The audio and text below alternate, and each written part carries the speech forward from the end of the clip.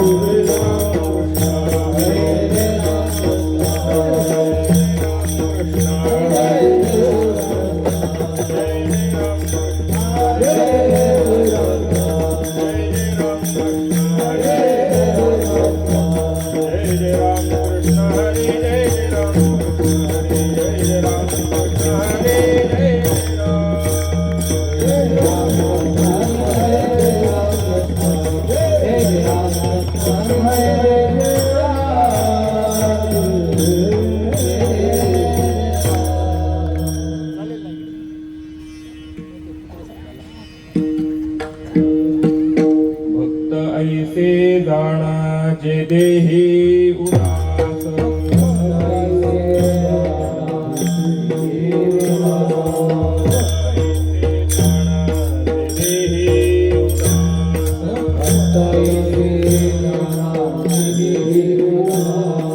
आशा पाश निवारो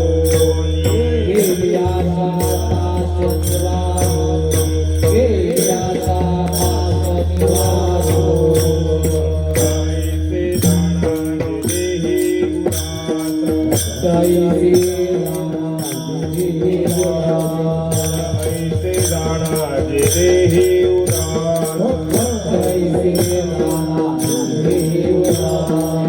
आशा पाश निवारो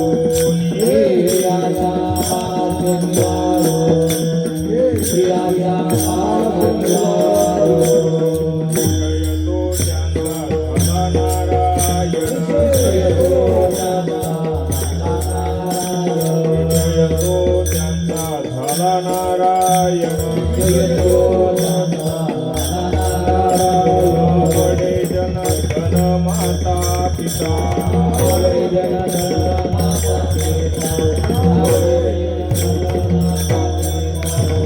वाणी गोविंद असे मागे पुढे वाणी गोविंद असे मागे पुढे साहित साकडे पडोनी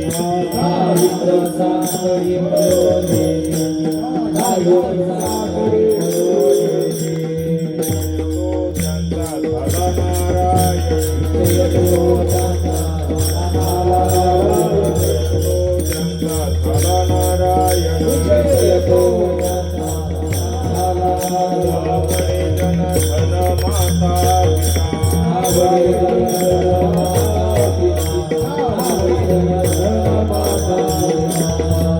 म्हणे सत्य कर्मा व्हावे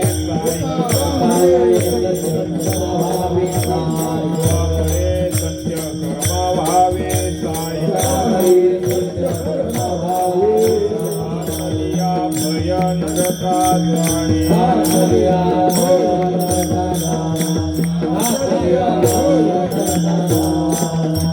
म्हणे सत्य कर्मा व्हावे साई म्हणे सत्य कर्मा व्हावे साई भयन रथा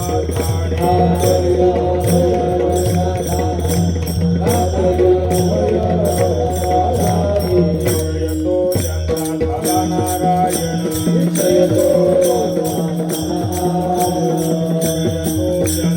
झाला नारायण जयतो ज्यांचा झाला नारायण आवडे जन धन माता पिता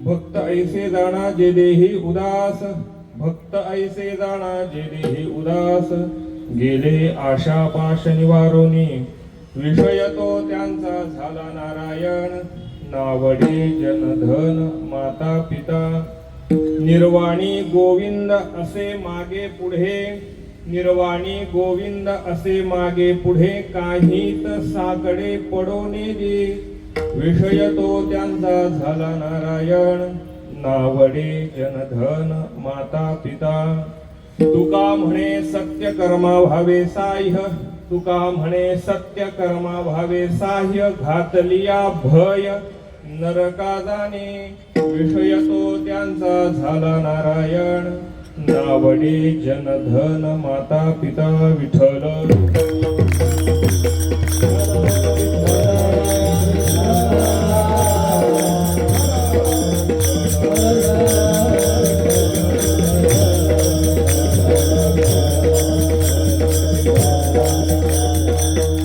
महायोगपीठे तटे भीमरथ्यां वरं पुण्डरीकाय दातुं मुनीन्द्रैः समागत्य तिष्ठन्तमानन्दकन्दं परब्रह्मलिङ्गं भजे पाण्डुरङ्गं. पाण्डुरङ्गा करो प्रथमान्,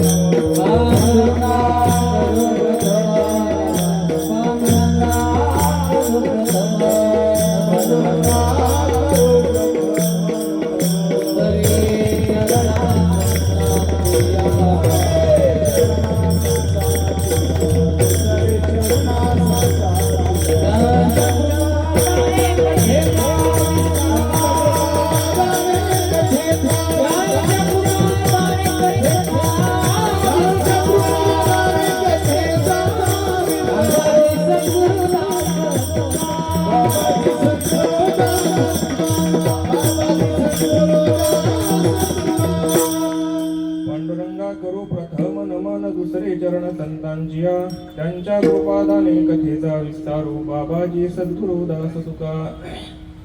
भक्त ऐसे जाणा जे देही उदास, भक्त ऐसे जाणा जे देही उदास, गेले आशा पाश निवारोनी, विषय तो त्यांचा झाला नारायण, नावडे जनधन माता पिता.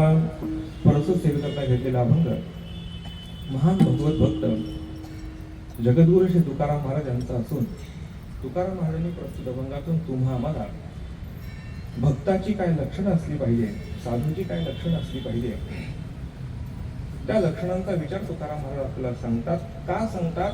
कारण या पसाऱ्यामधून यथार्थ बोध करून देणाऱ्या साधूची जाणीव व्हावी, किंबहुना शास्त्रीय परिभाषेमध्ये बोलायचं झालं तर ज्या महात्म्याच्या मुखामधून तत्त्वमसी हे महावाक्य ऐकल्याबरोबर ज्या शिष्याच्या हृदयामध्ये ते प्रगट होतं, अशा अधिकारी पुरुषाची जाणीव आपल्याला व्हावी, किंबहुना असा साधू आपल्याला कळावा, म्हणून त्याची लक्षणं तुकाराम महाराज प्रस्तुत अभंगातून आपल्याला सांगतात. विठ्ठल.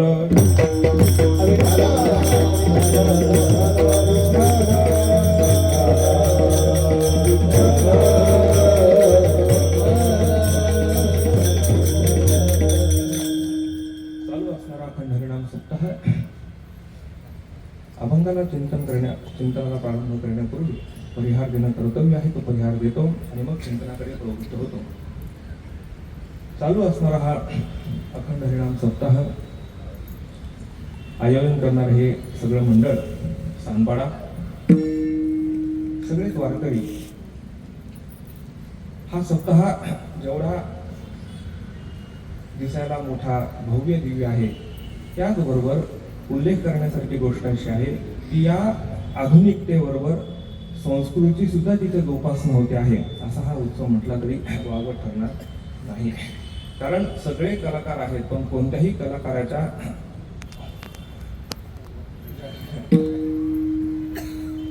जॅकेट नाही. वारकऱ्याचा पोशाख म्हटला जातो टोपी, धोतर आणि नेहरू शर्ट. मी जेव्हा यांच्याकडे गेलो होतो ना, तेव्हा हे दोन गायक बाहेर आले, तेव्हा मी पाहिल्या म्हटलं हे कुठेतरी सात्विकतेचा वारा कुठेतरी लागलेला असलं पाहिजे. आणि जेव्हा विचारलं तेव्हा सांगण्यात आलं की ते बीडचे आहेत. मराठवाडा आणि विदर्भ परमार्थाच्या बाबतीत कोणी हात धरू नये.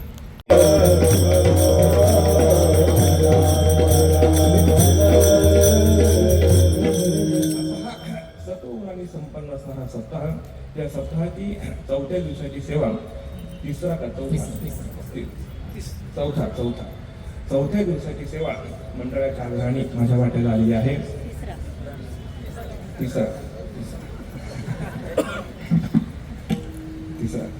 हरकत नाही, तिसरा काय चौथा काय, जो आला तो करायचा. माझ्या वाट्याला आलेली आहे. यथामती आणि यथाशक्य अभंगाचं चिंतन आपणासमोर मांडण्याचा एक प्रामाणिक प्रयत्न करणार आहे. प्रस्तुत अभंगातून तुकाराम महाराज तुम्हा आम्हाला भक्त कोणाला म्हणावं, साधू कोणाला म्हणावं याचं तुम्हा आम्हाला ज्ञान व्हावं म्हणून त्या भक्ताची लक्षणं तुकाराम महाराज आपल्याला सांगतात. परमार्थ करत असताना परमार्थ ज्याला आदर्श ठेवून परमार्थ करायचा तो महात्मा जीवनामध्ये अत्यंत निस्पृह असावा लागतो. त्याला कोणत्याही प्रकारचा कलंक नसला पाहिजे. तर ज्याचा आदर्श आपण ठेवतो त्याचा आदर्श ठेवल्यानंतर आपला परमार्थ हा कडेला जात असतो. त्याच्याकरता जीवनात येणारा महात्मा हा निष्कलंक असला पाहिजे, निस्पृह असला पाहिजे, किंबहुना नवे त्याला ब्रह्मज्ञान झालेलं असलं पाहिजे. नुसतं ब्रह्मज्ञान झालेलं असलं याला अर्थ नाही. ब्रह्मज्ञानाची जाणीव सुद्धा अंतःकरणात नसली पाहिजे तर तो महात्मा परिवर्तन करू शकतो. विठ्ठल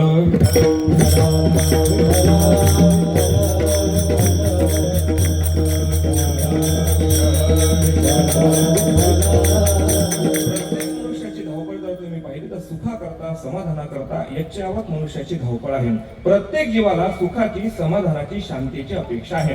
आणि ते समाधान, ते सुख, ते शांती प्राप्त करायचं असेल, प्राप्त करून घ्यायची असेल तर ती प्राप्त करून घेण्याकरता पारमार्थिक विचारांचा स्वीकार मनुष्य जोपर्यंत करत नाही तोपर्यंत ते समाधान आपल्याला प्राप्त होऊ शकत नाही. आणि ते समाधान प्राप्त करून घेण्याकरता दुसरे कोणतेही विचार चालत नाही. ते विचार म्हणजे संत विचार आहे. आणि ते संत विचार जोपर्यंत आपल्या जीवनात येत नाही, नुसते येऊनही भागत नाही, ते आल्यानंतर जोपर्यंत अंतःकरणात उतरत नाही, उतरूनही चालत नाही, उतरून जोपर्यंत वृत्तीत बदल होत नाही तोपर्यंत मी परमार्थ करतो या विषयाला अर्थ उरत नाही. विठ्ठल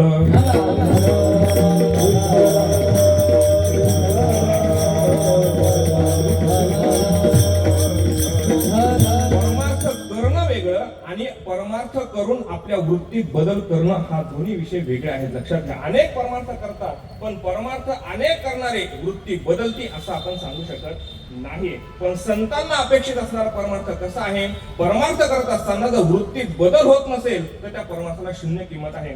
ज्या अर्थी आपण परमार्थ करतो आहोत त्या अर्थी आपल्या वृत्तीत बदल झाला पाहिजे. म्हणून परमार्थाची व्याख्या करत असताना परमार्थ म्हणजे काय?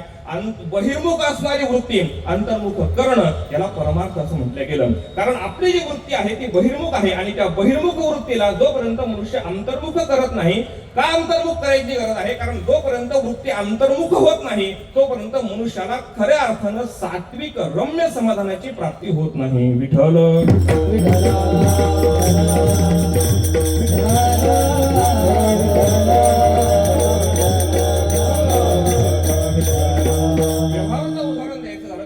समाधान किंवा मनुष्य शांत अवस्थेला केव्हा प्राप्त होतो? व्यवहारातला अनेक उदाहरणे या संबंधाने देता येतील. इच्छित विषयाची इच्छा अंतःकरणात निर्माण व्हावी आणि तो विषय जोपर्यंत प्राप्त होत नाही तोपर्यंत मनुष्याची वृत्ती अस्थिर असते. एकदा तो विषय हातामध्ये आला की मनुष्याला स्थिरता प्राप्त होत असते. तुम्ही पहा ना, एखाद्या मनुष्याला जर लाडू आवडत असेल, लाडू जरा समोर टोपल्यामध्ये लाडू दिसतो आहे पण नुसता दिसतोय, अजून हातात आलाय का? हातात आला नाही. मग जो समोर टोपल्यात दिसणारा लाडू जोपर्यंत हातात येत नाही तोपर्यंत वृत्ती स्थिर होत नाही. नुसता हातात येऊनही चालत नाही, तो हातात आल्यानंतर जोपर्यंत हातातला लाडू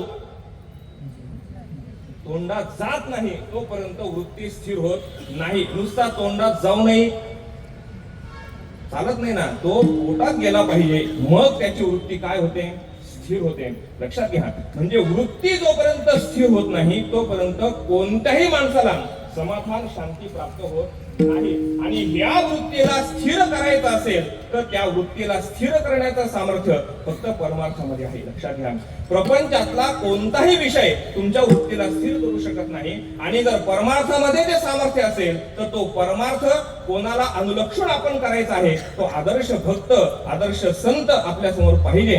आणि आदर्श संताचं लक्षण, भक्ताचं लक्षण आपल्याला कळावं म्हणून प्रस्तुत भंगातून तुकाराम महाराज त्या भक्ताची लक्षण आपल्याला सांगतात. विठ्ठल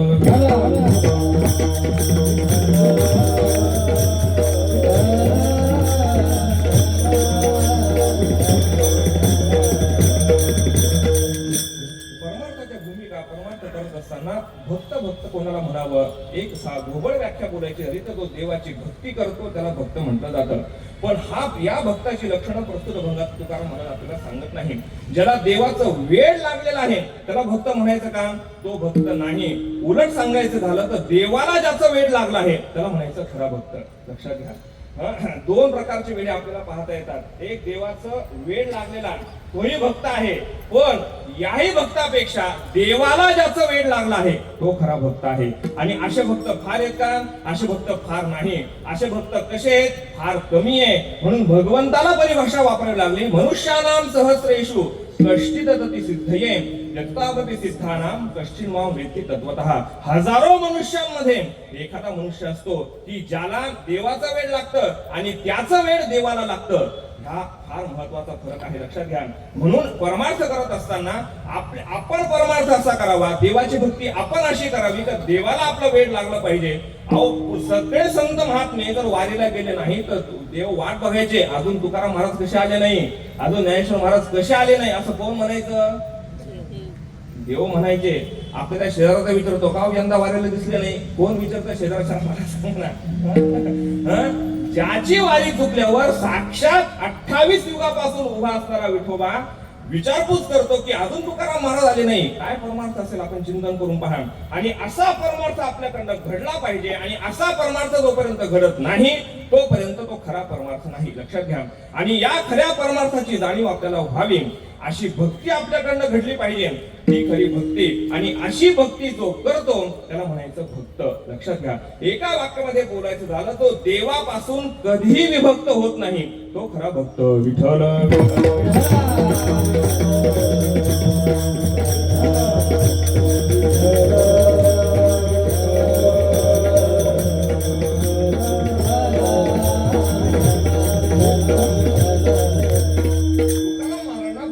लक्षणं सांगण्याची पाळी का आली, कारण तुकाराम महाराजांना माहिती होतं पुढे कलियुग आहे आणि कलियुगामध्ये परमार्थ करण्याची संख्या भरपूर वाढणार आहे, काही कमी नाही. कमी एका परमार्थ करण्याची संख्या भरपूर संख्या आहे. पण गुरुदेव महाराज म्हणायचे ही जी सगळी संख्या आहे ही सगळी सांख्यिक वाढ आहे. आणि जोपर्यंत गुणात्मक वाढ होत नाही तोपर्यंत परमार्थ वाढला असं म्हणता येत नाही. विठ्ठल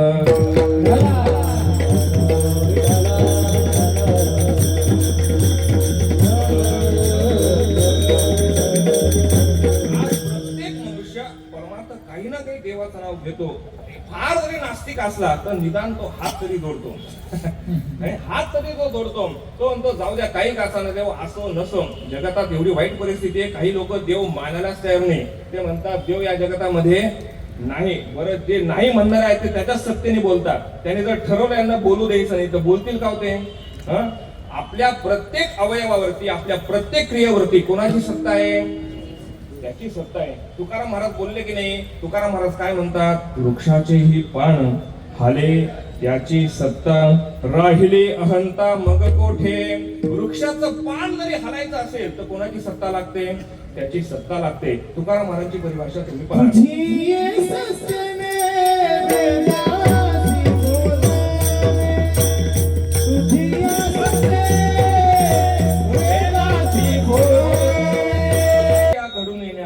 ईश्वराची सत्ता असावी लागते, त्याच्या सत्तेविना या जगतातली कोणतीही क्रिया होत नाही. लक्षात घ्या, तुमच्याकडे कितीही सामर्थ्य असू द्या पण प्रत्येक क्रिया ही त्याच्या सत्तेने होते, हे आपल्याला मान्यच करावं लागतं. अहो, तुम्ही साधं उदाहरण आपल्याला येतो, जाऊ द्या ना, कीर्तन संपल्यानंतर सगळं कीर्तन झालं.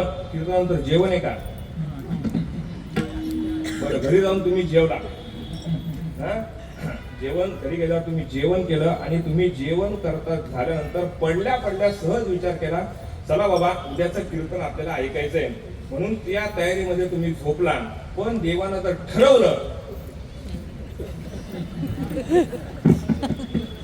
की याची रात्री मिटलेली पापणी सकाळी उघडू द्यायची नाही. असं जर देवानं ठरवलं तर मला सांगा होती, मिटलेली पापणी उघडण्याची ताकद कोणामध्ये? असं होत नाही. तुम्ही निवांत झोपा, उद्या याल तुम्ही परत म्हणता असं होत नसतं. पण मी का सांगितलं, त्याच्या सत्तेविना जगतातली कोणतीच क्रिया होत नाही हे मला आपल्याला सांगायचंय. त्याची सत्ता मानावी लागते, त्याशिवाय या कोणतीच क्रिया होत नाही. आणि त्याच्या सत्तेविना जर कोणतीच क्रिया होत नसेल तर त्याच्या सत्तेविना आपला परमार्थ होईल का? नाही. प्रत्येक अनुकूल घटना असो किंवा प्रतिकूल घटना असो, या दोन्ही करता त्याची सत्ता असावी लागते, लक्षात घ्या.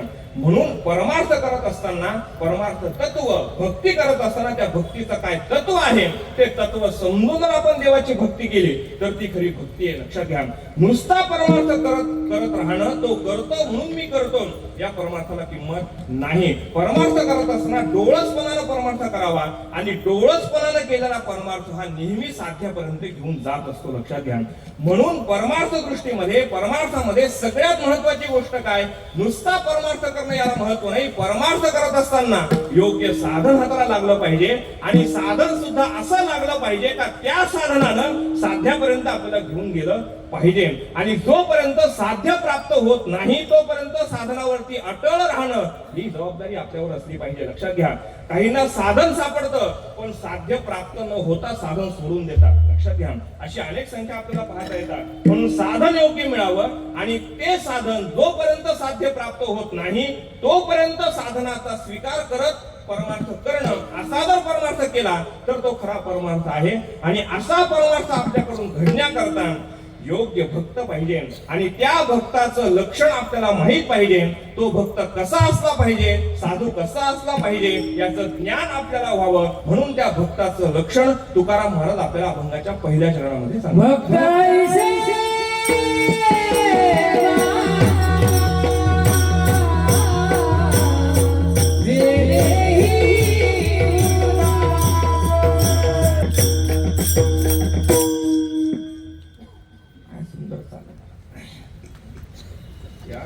पूर्वीच्या लोकांनी या ज्या चाली त्या अभंगाला लावल्यात ना महाराज, ती ताल म्हणत असताना तो भाव त्याच्यातून प्रगट व्हावा असं त्या तालीमध्ये सामर्थ्य आहे. आता काय चाली म्हणतात ते इथं न बोललेलंच बरं. पण हा ठेवा हा अमूल्य ठेवा आहे.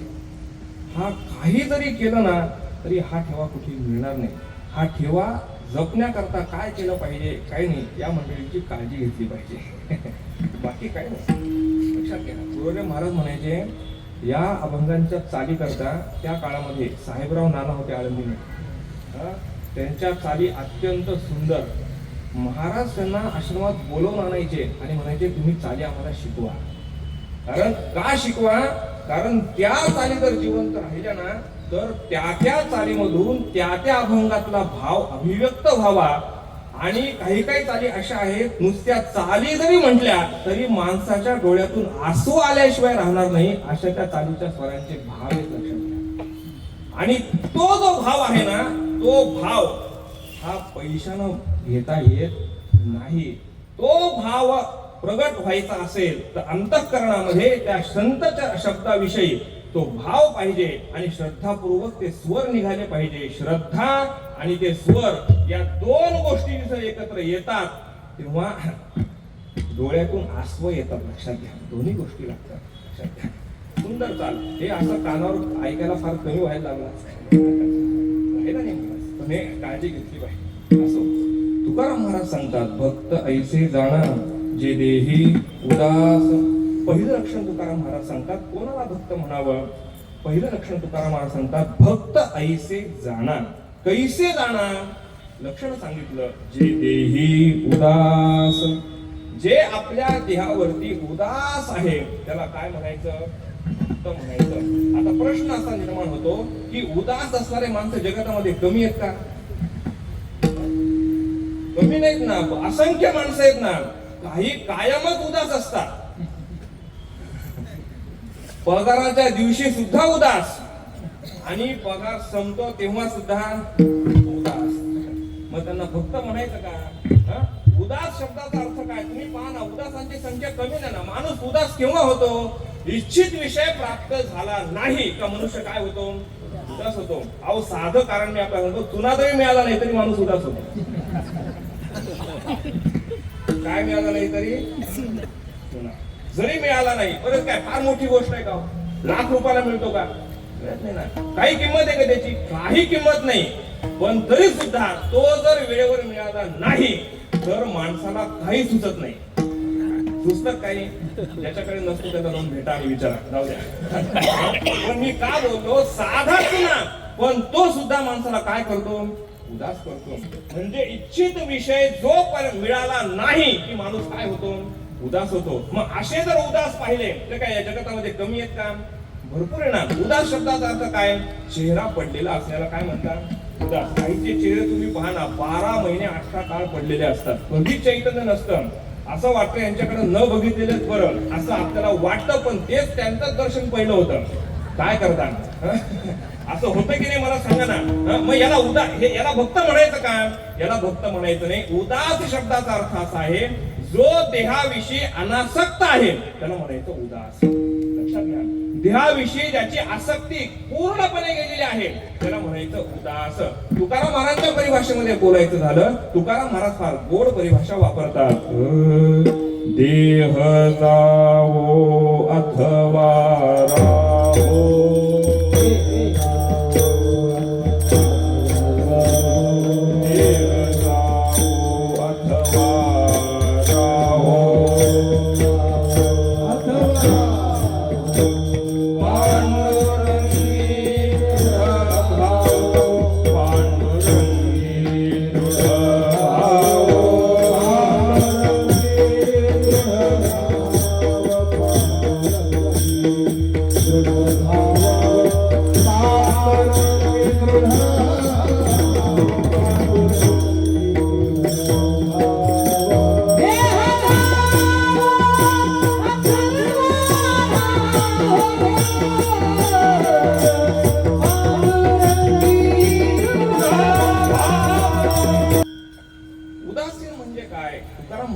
सांगतात देह जावो अथवा राहो.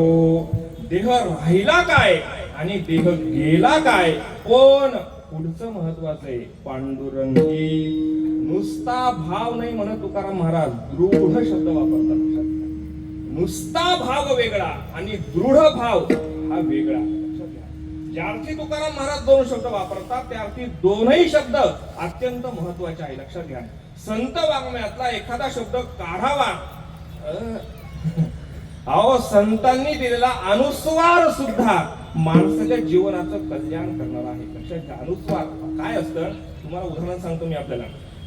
व्यवहारामध्ये काही पदार्थ आहेत बघा. भुईमुगाची शेंग असते. काय? भुईमुगाची शेंग. त्या भुईमुगाच्या शेंगेचं बाहेरचं खायचं असतं. चुकलं का?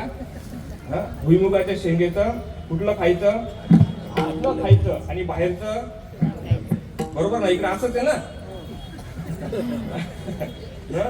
भुईमुगाच्या शेंगेतलं आतलं खायचं आणि बाहेरचं टाकून द्यायचं, बरोबर. दुसरं उदाहरण देतो. खजूर असते, खजूर. त्या खजुराचं काय असतं? बाहेरचं खायचं आणि आतलं टाकून द्यायचं. खजूर किती भारी असू द्या, असं तर होत नाही ना. जे आहे ते बदलतं का? बदलत नाही ना. म्हणजे काही पदार्थ असे असतात की त्याचं आतलं खावं लागतं आणि बाहेरचं टाकावं लागतं. काही पदार्थ त्यामधलं बाहेरचं खावं लागतं आणि आतलं टाकावं लागतं. पण मला सांगा, तुमच्या हातावर जर पेढा ठेवला तर आतलं खाल का बाहेरचं? कुठलं खाल? ठेवायचाच उशीर, बरोबर आहे की नाही? मी काय सांगितलं, संत वाङ्मय हे पेढ्यासारखं आहे. म्हणून मी बोललो ज्या अर्थी तुकाराम महाराज दृढ आणि भाव हा शब्द वापरतात, त्या अर्थी दृढ शब्द काहीतरी त्याच्यामध्ये महत्व आहे, लक्षात घ्या. नुसता भाव सगळ्यांच्या ठिकाणी आहे, पण दृढ भाव हा ठराविक लोकांच्या ठिकाणी, लक्षात घ्या. तर दृढता पाहिजे. परमार्थ करत असताना शेंडी तुटो वा पारंबी तुटो, पंढरपूर गाठायचंच समजावं दृढ आहे. समजावं दृढ आहे. पण सासवडचा घाट पाहिला की विस्तार घ्यायचा आणि घरी यायचं. त्या ती वारीच नाही, लक्षात घ्या.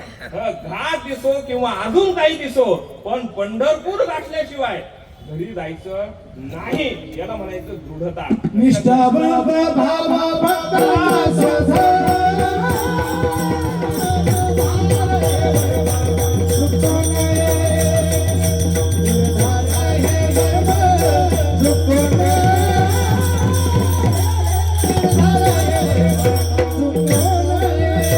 निष्ठावंत भाव भक्ताचा स्वधर्म. निष्ठावंत भाव हा भक्ताचा काय सांगितला? स्वधर्म सांगितलं, लक्षात घ्या. याच्यातही धर्म वेगळा आणि स्वधर्म वेगळा. धर्म शब्दाचा अर्थ वेगळा आणि स्वधर्म याचा अर्थ वेगळा, लक्षात घ्या.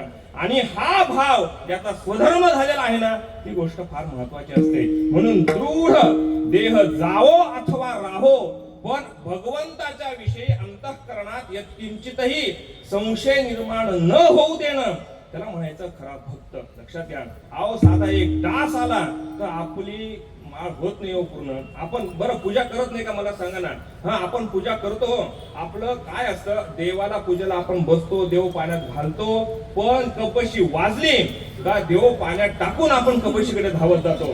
याला दृढता म्हणतात का? याला म्हणतात. आपण बरं पूजा करत नाही का? पूजा करणं देवाची भक्ती करतो ना आपण, कोण करत नाही. आपण देवाची पूजा करतो, देवाची भक्ती करतो, बरं देवाला लावायला गंध पंढरपुरावून आणतो की नाही? चांगली उत्पत्ती आणतो, सगळं करतो, पण गब्बशीचा आवाज आला आहे का? दृढता आहे का, मला सांगा ना. दृढता नाही. बरं काय असतं, हे एकाएकी होत नसतं, याला हळूहळूच करावं लागतं. एकाएकी का होत नाही? कारण अनंत जन्माचे असणारे प्रपंचाचे संस्कार त्याच्यातून आपल्याला बाहेर पडू देत नाही, लक्षात घ्या. म्हणून तर ज्ञानोबराय आपल्याला सांगतात, अविद्येच्या निदान विश्व स्वप्नाचा हा खानदान भोगीत होता प्रबुद्धा. कधीपासून? अनादी. जो अनादी शब्द फार महत्वाचा आहे. आणि अनादी असणारे संस्कार एकाएकी चित्तातून जात नाही. आणि ते संस्कार जात नसल्यामुळे जरी सुद्धा आपण पूजेत असलो तरी स्वाभाविक ओढ माणसाची चहाकडे जाते, लक्षात घ्या. म्हणून उदास असणं याचा अर्थ देहाविषयी आसक्ती नसणं. आसक्ती ही माणसाला बांधून टाकते, लक्षात घ्या.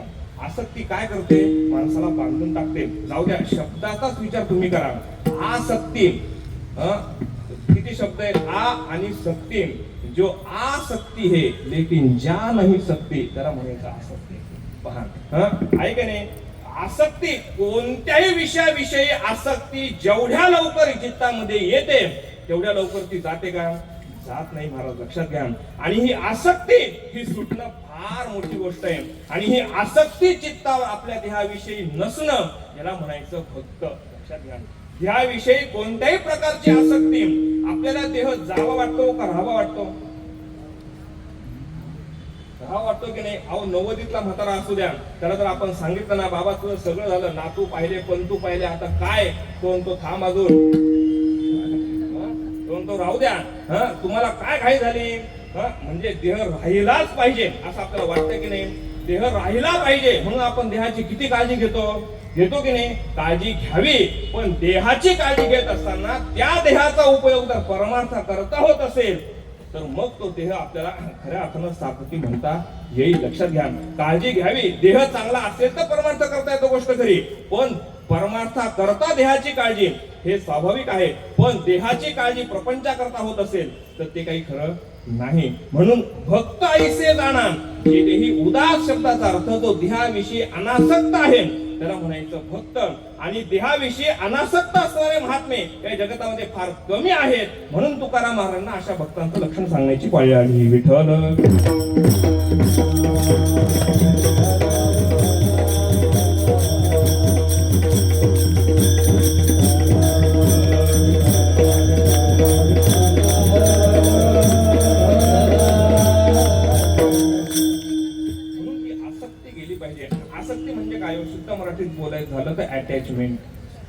काय शुद्ध मराठी सांगितलं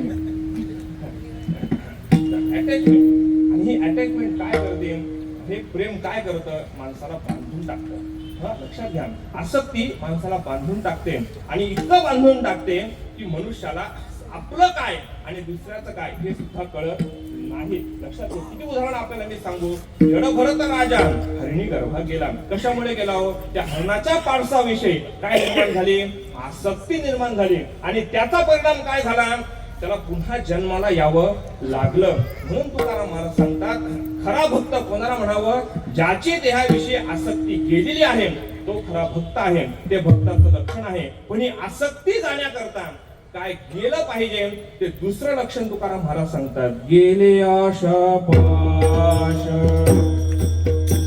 निवारोनी, गेले आशा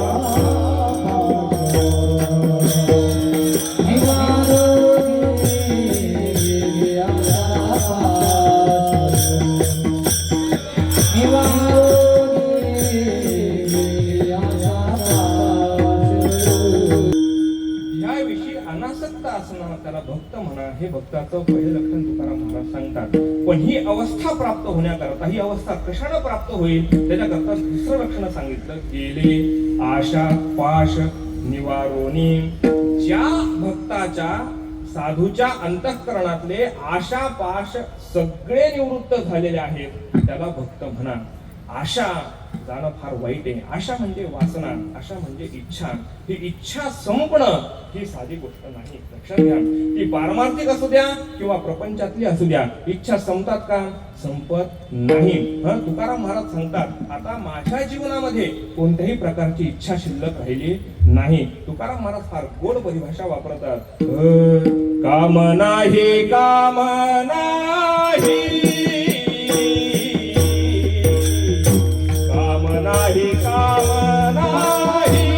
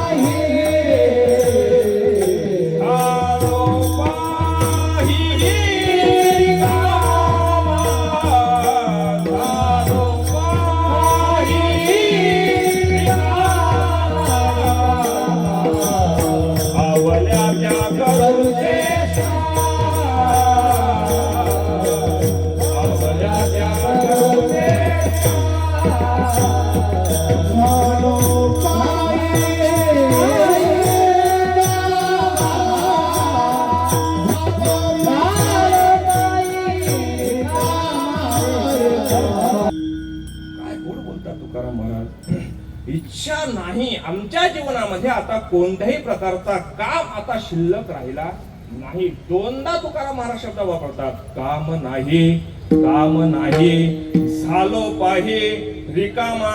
तुकाराम महाराज म्हणतात, आता आम्ही रिकामा झालो, आता आम्हाला काही काम शिल्लक नाही. माणसंही म्हणतात ना, म्हणत नाहीत का, महाराज काय नाही, 2च वर्ष राहिले, एकदा 2 वर्ष संपले का आम्ही रिटायर, मग आम्हाला काही काम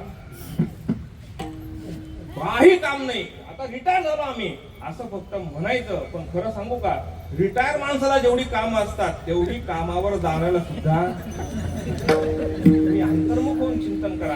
मी पहा ना, अहो रिटायर झालेला माणूस तो म्हणतो आता मला काही काम नाही, पण घरातली पोरं सोडवायचं काम त्याच्याच वाट्याला, शाळा सुटल्यावर घेऊन यायचं काम त्याच्याच वाट्याला, बरं येताना भाजी घेऊन यायचं काम, आणलेली भाजी चिरायची त्याच्याच वाट्याला. काही काही ठिकाणी इतकी वाईट अवस्था आहे महाराज, काय सांगू मी आपल्याला. चिरलेली भाजी फोडणीला सुद्धा घालायचं काम, आणि मला म्हणायचं आम्ही रिटायर झालो. याला काम नाही, रिटायर याला रिकाम म्हणत नाही. लक्षात घ्या, रिकामा शब्दाचा अर्थ आहे काम नाही या शब्दाचा अर्थ असा आहे कोणत्याही प्रकारचं कर्तव्य आणि कोणत्याही प्रकारचं प्राप्तव्य शिल्लक न राहणं याला म्हणतात रिकाम होणं. विठ्ठल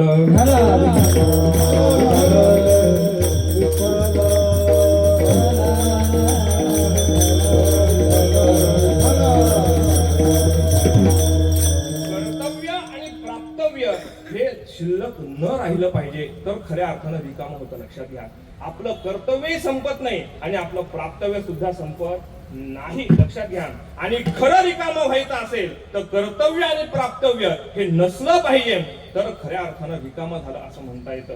आणि असे रिकामे केव्हा होतो माणूस जेव्हा कोणत्याही प्रकारची इच्छा अंतःकरणामध्ये नसते तेव्हा मनुष्य रिकाम होतो. लक्षात घ्या जोपर्यंत अंतःकरणामध्ये इच्छा आहे तोपर्यंत मनुष्याला असं रिकाम होता येत नाही. रिकामा होण्याकरता इच्छा संपावी लागते आणि नुसती संपून चालत नाही. त्या इच्छेची जोपर्यंत आत्यंतिक निवृत्ती होत नाही तोपर्यंत मी रिकामा झालो असं म्हणता येत नाही. विठ्ठल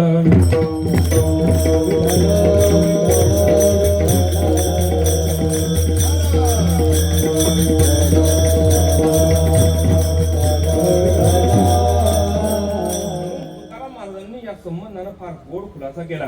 तुकाराम महाराज काय सांगतात? तुकाराम महाराज यांची परिभाषा तुम्ही पहा. ब्रह्मरस गोडी तयासी भावली ब्रह्मरस गोडी तयासी भावली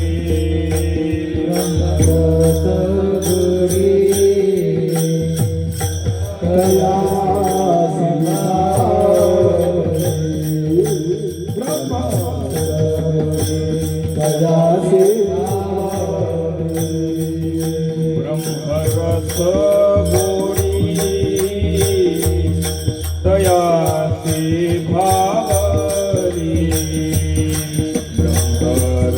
गोडी तयासी भावली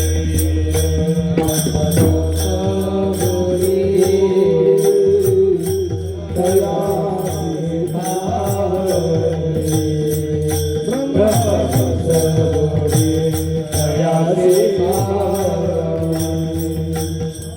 वासनानी माली समूळ ज्याची वासनानी माली समूळ ज्याची ब्रह्मरस गोडी तयासी भावली ब्रह्मरस गोडी तयासी भावली. सांगतात ब्रह्मरस गोडी तयासी भावले. तयासी म्हणजे कोणासी? वासना निमाली. नुसती निमाली नाही समूळ निमाली. हा शब्द फार महत्वाचा आहे. लक्षात घ्या समूळ वासना जोपर्यंत जात नाही ना तोपर्यंत ब्रह्मरसाची प्राप्ती तशी होत नाही. तसं जोपर्यंत समूळ इच्छा संपत नाही तोपर्यंत ती अवस्था प्राप्त होत नाही. जोवरी तुम्हा मागिलाची आस तोवरी उदास होऊ नका. याला फार महत्व आहे. तो वरी उदास होऊ नका. तो वरी म्हणजे काय?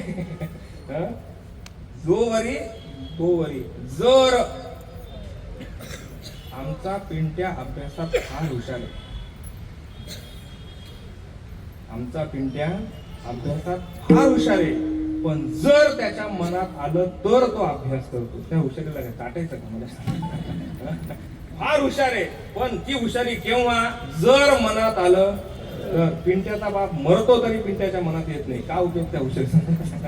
म्हणून जर आणि तर हे शब्द फार महत्वाचे. लक्षात घ्या. म्हणून सगळ्या इच्छा संपून गेल्या पाहिजे आणि म्हणून तुकाराम महाराजांनी समूळ हा शब्द वापरला. लक्षात घ्या समूळ म्हणजे मुळासकट. म्हणून वेदांत शास्त्रामध्ये निवृत्ती दोन प्रकारची सांगितली. एक आत्यंतिक निवृत्ती आणि एक आहे लयरूप निवृत्ती. कारणासह कार्याची निवृत्ती याला म्हणायचं आत्यंतिक निवृत्ती आणि नुसती कार्याची निवृत्ती याला म्हणायचं लयरूप निवृत्ती. लक्षात घ्या. उदाहरण मी सांगतो आपल्याला.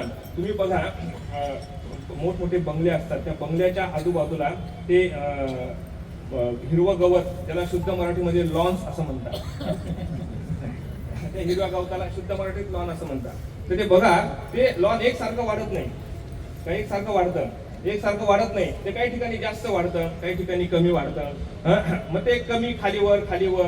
मग काही लोक त्याच्यावरती चालतात आणि चालत असताना काय होतं, आधीच माणसाला चालायची सवय कमी झाली. आता माणसं चालायला लागले सकाळी सकाळी, फार बाबा फार गर्दी झाली आता. किंबहुना सकाळी चालणं म्हणजे प्रतिष्ठेचं मानायला गेलं, म्हणून ते लोक फिरायला चालले. आम्ही मॉर्निंग वॉकला जातो. पूर्वी सगळं वॉकच होतं, गाड्या हात आल्या म्हणून माणसं चांगली होती. तुम्ही बघा, मग ते चालत असताना काय होतं, गवत खालीवर असल्यामुळे पाय खालीवर पडतो. अनेक माणसं त्या लॉन्स मध्ये पाय मोडून खाली पडली. कशामुळं, गवत खालीवर असल्यामुळे. मग ते मशीन असतं, ते मशीन त्या गवताला काय करतं, एक सारखं कापतं, आहे की नाही. ते गवत कापायचं मशीन ते माणसं आणतात, मग ते लॉन्स मधलं गवत काय करतात, एक सारखं कापतात. गवत सगळं काढलं का, सगळं काढलं नाही, गवत तसंच ठेवलं, पण त्या गवताला सारखेपणा करण्याकरता ते मशीन आणून ते मशीनने काय केलं, गवत कापलं. मग मशीनने जे गवत कापलं त्याला म्हणायचं लयरूप निवृत्ती. त्याला काय म्हणायचं, लयरूप निवृत्ती. आणि ते गवत मुळासकट उपटून बाजूला फेकून देणं, याला काय म्हणायचं, आत्यंतिक निवृत्ती. लक्षात घ्या.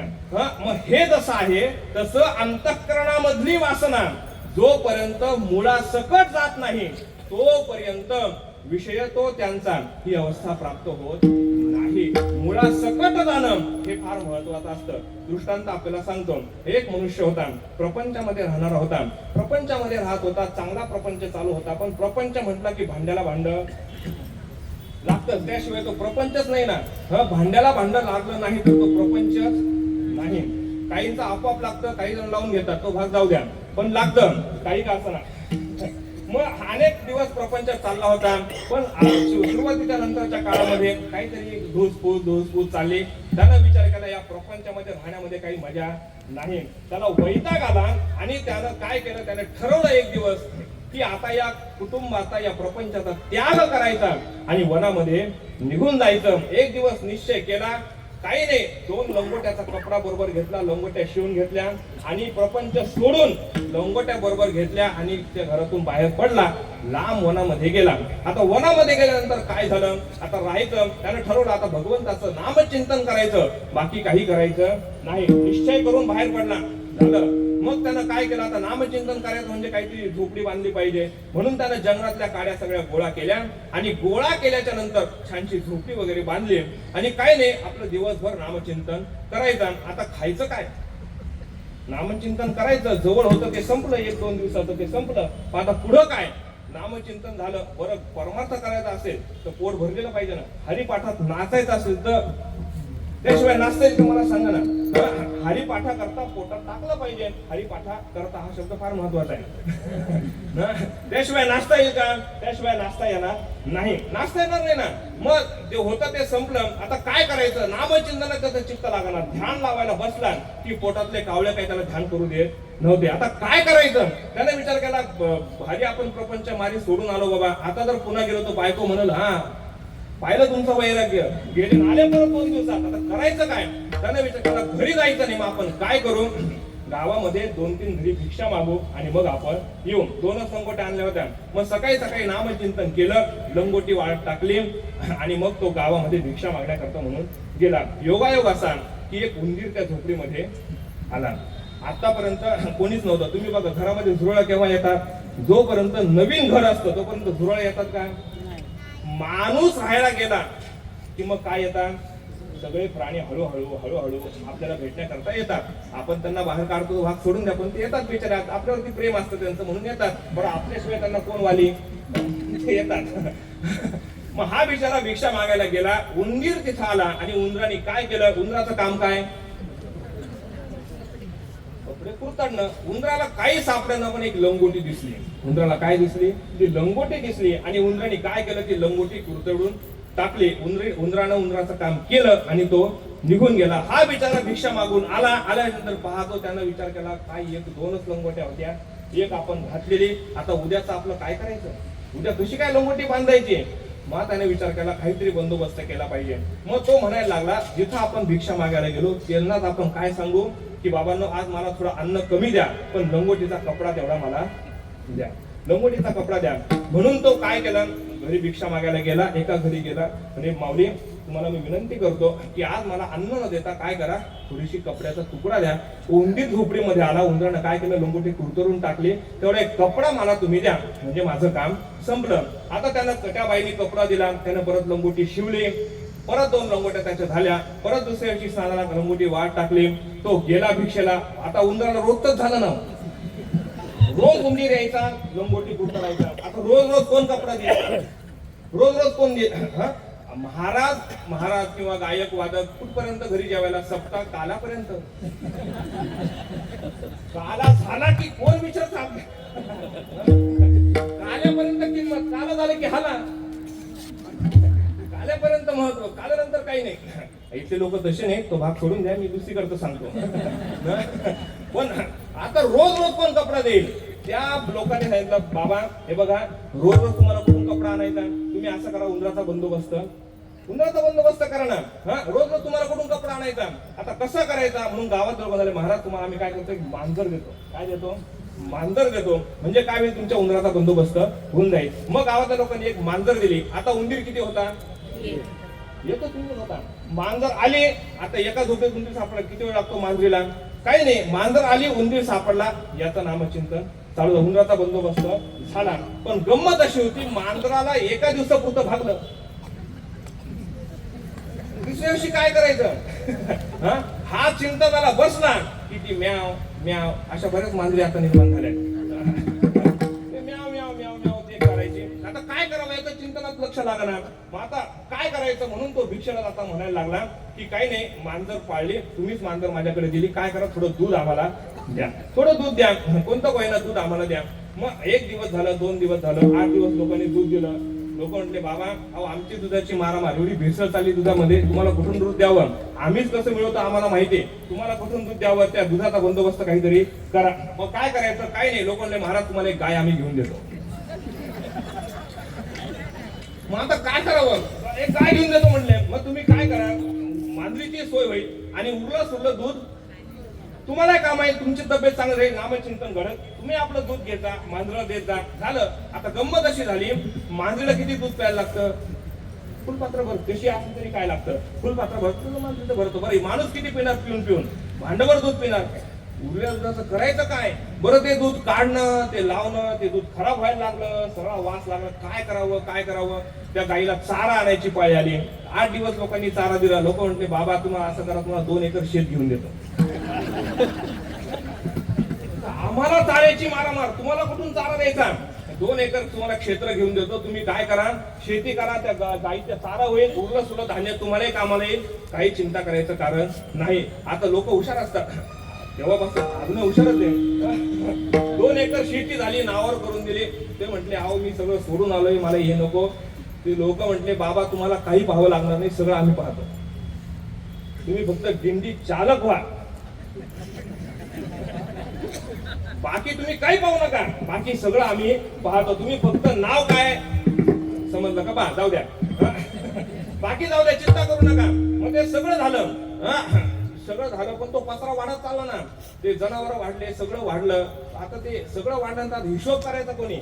तो म्हटला अहो हे सगळं तुम्ही केलं, पण माझं नामचिंतन माझ्याकडनं काही होईना, हे सगळं हिशोब कसा करायचा. सगळे लोक जमा केले, कमिटी बसली आणि लोकांनी सांगितलं बाबा याच्यावरती एकच उपाय. काय उपाय, काही नाही, तुम्ही असं करा, लग्न करा. म्हणजे काय होईल, हा तुमचा व्यवहार ती पाहिजे, सगळी व्यवस्था लागेल आणि तुमचं नामचिंतन व्यवस्थित चालू राहील. हो नाही करता करता पुन्हा त्याचं एक लग्न झालं आणि ते सगळं चालू झालं. दृष्टांत सोडून द्या. तुकाराम महाराज म्हणतात ही जी अवस्था त्याच्या जीवनामध्ये निर्माण झाली, ही कशामुळे झाली, कुटुंबाचा केला त्याग. त्यानं कुटुंबाचा त्याग केला पण पुन्हा कुटुंबाचा स्वीकार केला. त्याचं कारण काय, तुकाराम महाराज त्याचं कारण सांगतात, राग जव नाही गेला. रागजव अंतःकरणातला राग गेला नाही म्हणून त्यानं कुटुंबाचा पुन्हा स्वीकार केला. राग शब्दाचा अर्थ आहे इच्छा, राग शब्दाचा अर्थ आहे वासना. कुटुंबाचा त्याग केला पण कुटुंबाविषयीची वासना अंतःकरणात शिल्लक होती आणि ती शिल्लक असणारी वासना इतकी प्रबळ ठरली का प्रपंच सोडलेल्या माणसाला पुन्हा प्रपंचात तिने घेऊन गेली. विठ्ठल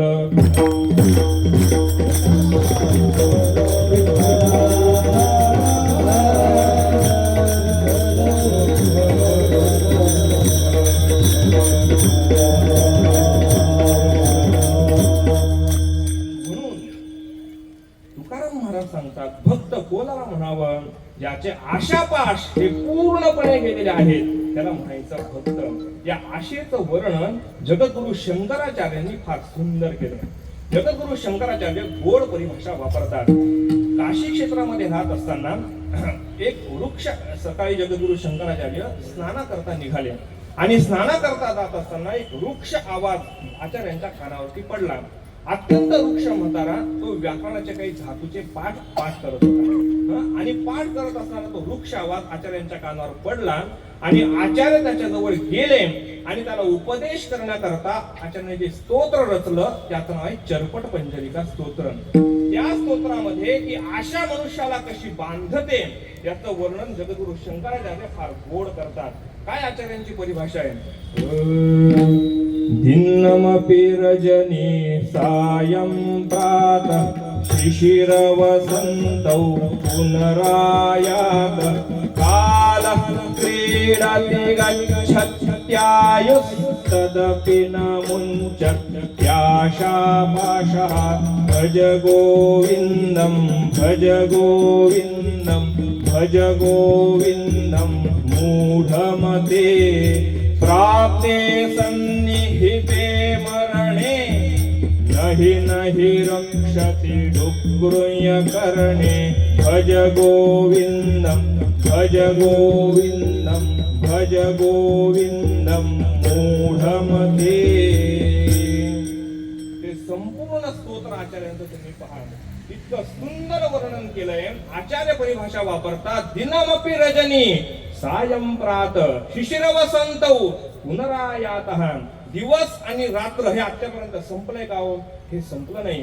दिवस संपला की रात्र, रात्र संपली की दिवस, हे चालूच आहे. शिशिर ऋतू संपला की वसंत ऋतू, हे चक्र चालूच आहे. पण हे सगळं जरी चालू असलं तरी आचार्य परिभाषा वापरतात आशा नावाची राक्षसी मात्र माणसाचा पिछा सोडत नाही. लक्षात घ्या, आशा जाणं, वासना जाणं, इच्छा जाणं ही फार महत्वाची गोष्ट आहे. लक्षात घ्या. अहो किती उदाहरण आपल्याला सांगू. एक साधी इच्छा जर शिल्लक असेल ना तर मनुष्याचा कडेला गेलेला परमार्थ पुन्हा पहिल्यापासून सुरू करावा लागतो. लक्षात घ्या. म्हणून तुकाराम महाराज सांगतात भक्त कोणाला म्हणावं, ज्याचे आशापाश गेलेले आहेत त्याला म्हणायचं भक्त. आणि हे आशापाश जाण्याकरता चित्ताला एकच विषय द्यावा लागतो. तो कोणता विषय? अभंगाचं दुसरं चरण. विषय तो त्याचा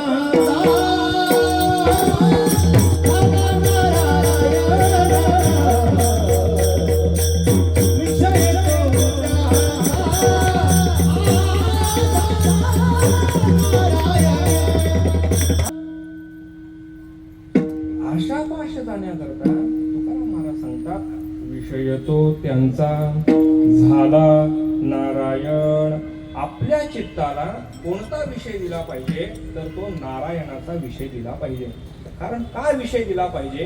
कारण आपलं जे चित्त आहे ते चित्त कधी स्थिर राहत नाही. चित्त स्थिर राहतं का? चित्त म्हणजे मन, मन बुद्धी चित्त अहंकार एकाचीच नावं, ते व्याख्या असं काय वेगळं पण ते एकाला दिलेली शास्त्रामध्ये नावं आहेत.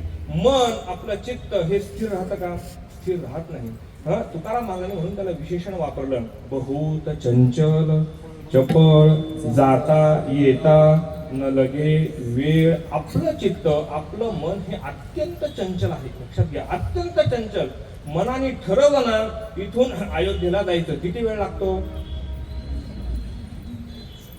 मनात येईपर्यंत माणूस दर्शन घेऊन पुन्हा मंडपात हजर कीर्तनाला आहे की नाही? वेळ लागतो का मनाला? मला सांगा ना. कारण का मन अत्यंत चंचल आहे, अत्यंत चंचल. किती चंचल आहे? सुभाषितकारांनी वर्णन करताना सांगितलं मर्कटस्य सुरापानम तस्य वृश्चिक दंशनम तन्मध्ये भूत संचारो यदवा तत्वा भविष्यति. माकड असतं माकड किती चंचल असतो. माकड कधी शांत बसतं का? बहुतेक माकड बसत नाही. तुम्ही पहा, नाही आपण त्या अर्थाने घेऊ नका, मी माकडाबद्दलच बोलतोय. बहुतेक माकड हात तरी हलवल, पाय तरी हलवल, माकड कधी शांत बसत नाही. सुभाषितकार सांगतो माकड आधी चंचल, आणि अशा अवस्थेमध्ये मर्कटस्य सुरापानम, त्यानं काय प्यायलं?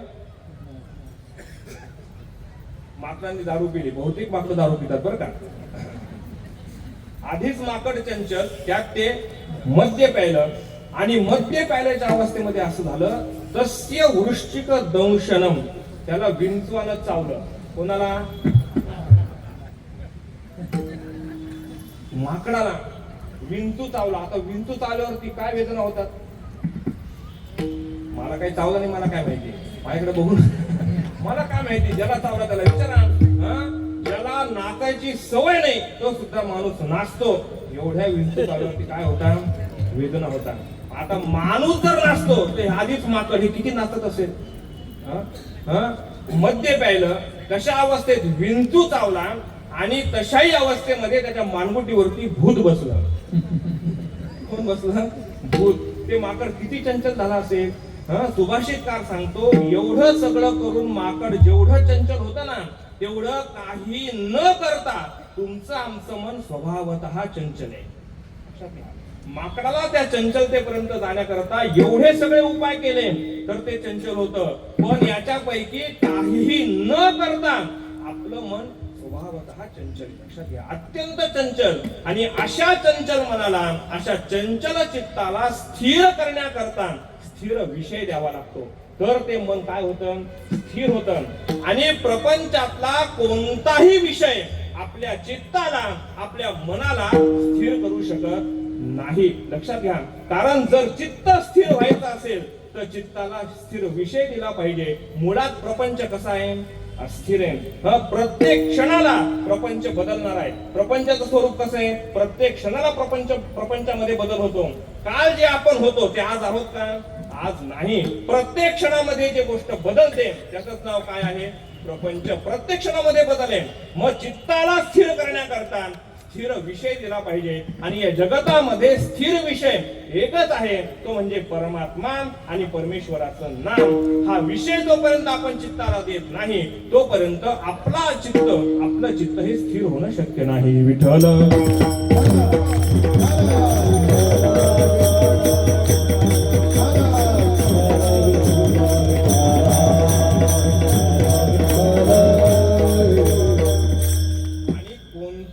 कामामध्ये चित्त एकाग्र लागतं. बरोबर आहे की नाही? कोणतंही काम करायचं असेल तर काय लागतं?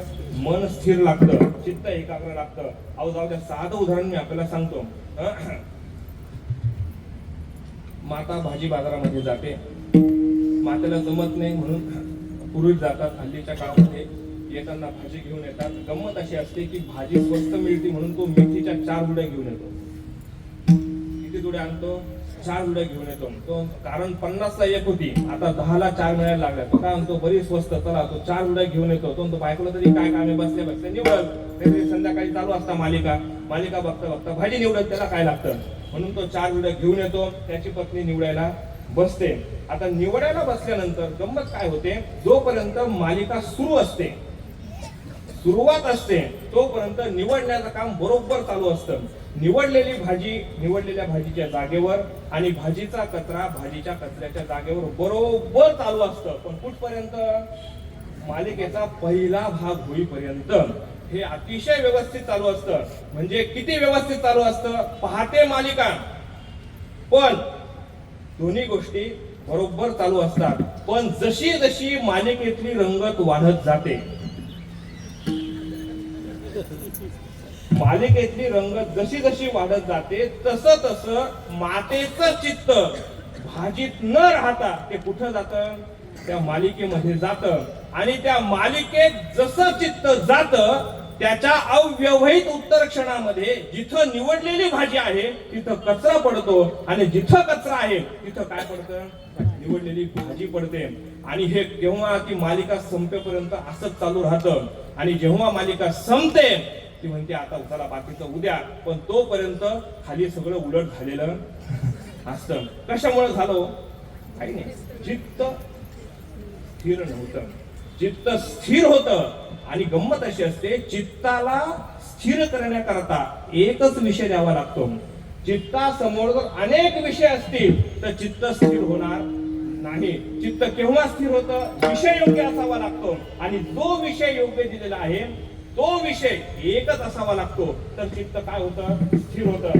जे ताटामध्ये काय असतं, तुम्ही साधा विचार पाहना, जोपर्यंत ताटामध्ये फक्त लाडू आहे तोपर्यंत माणसाला काही घोर नसतो. तो काय म्हणतो? लाडूच आहे, केव्हाही खाऊ, शेवटी खाल्ला काय, पहिला खाल्ला काय. कारण का? फक्त लाडू नावाचा एकच विषय डोळ्यासमोर असतो. तोपर्यंत चित्त अस्थिर होत नाही. पण लाडू बरोबर जिलबी आली, ती चांगल्या तुपातली आली,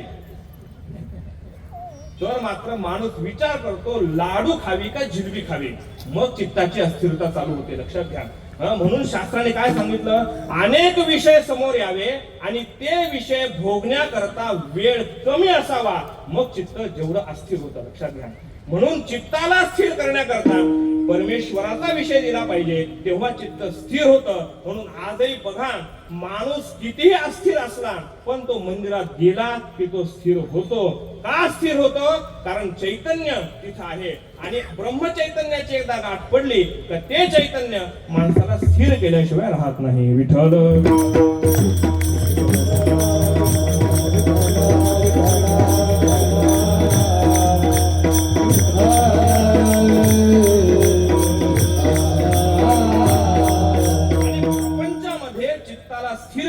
सामर्थ्य नाही. लक्षात. मुळात प्रपंच दुःखरूप आहे ना. प्रपंचातला कोणताही विषय, संत महात्म्यांनी परिभाषा वापरली, न झाला प्रपंच आहे परब्रह्म. हा प्रपंच निर्माणच झाला नाही, ही संतांची परिभाषा आहे की नाही? आहे ना. संत म्हणतात मग तो जी गोष्ट निर्माणच झाली नाही ती गोष्ट तुमचं चित्त स्थिर करू शकेल का? चित्त स्थिर करण्याकरता म्हणून तर अजातवाद शास्त्राने आपल्याला सांगितलं की नाही, अजातवाद पटला नाही म्हणून विवर्तवाद आपल्याला वेदांतानं सांगितलं. लक्षात घ्या. म्हणून प्रपंचामध्ये काय असतं, आपण सुख जे शोधतो ना, समाधान जे शोधतो ते कुठं शोधतो? प्रपंचामध्ये शोधतो. पण प्रपंचात सुखही नाही आणि प्रपंचामध्ये समाधानही नाही. लक्षात घ्या. अहो, प्रपंच दुःखाला कारण आहे असं माझं म्हणणंच नाही. माझं उलट म्हणणं आहे, प्रपंच दुःखाला कारण नाही.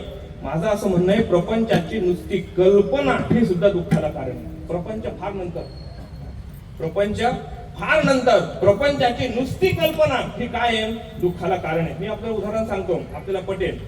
काय झालं, एक मुलगा मुंबई सारख्या शहरामध्ये आपल्या इथे खेडेगावातून नोकरी करता आला आणि नोकरी करता आल्याच्या नंतर त्यानं विचार केला की बाबा रे, आता नोकरी आपली झाली. आईनं फोन केला, बाबा रे आता तुझ्याकरता पोरी पाहायला सुरुवात करतो. काय येतो? म्हणतो आई वर्षभर थांब, अजून माझं पॅकेज वाढू दे, कारण आता फक्त एकट्याचं भागतंय. लग्न केल्यावर आम्ही दोघं जण असू, दोघांचं भागण्याकरता पुरेसं पॅकेज आता नाही, वर्षभर थांब, मग लग्नाचा विचार करू. वर्षभर आई थांबते, मग वर्षभरानंतर पुन्हा आई फोन करते, मग सगळं होतं.